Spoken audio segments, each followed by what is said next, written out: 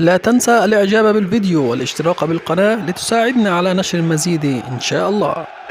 على ملعب أول نوفمبر وبصافرة تحكيمية للحكم الجزائري نبيل بوخلفة عبر القناة الأمازيغية الرابعة، يستضيف نادي شبيبة القبائل الجزائري الذي يصارع من أجل البقاء نادي مولودية البيض، وذلك لحساب الجولة العشرين المؤجلة من دور الرابطة الجزائرية المحترفة.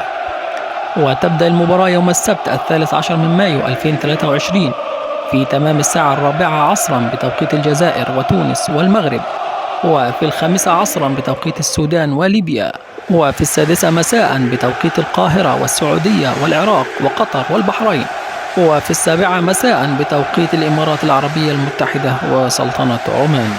ويحتل نادي مولودية البيض المركز الثامن برصيد 30 نقطة من 21 مباراة، بينما يحتل شبيبة القبائل المركز الرابع عشر برصيد 21 نقطة من 21 مباراة.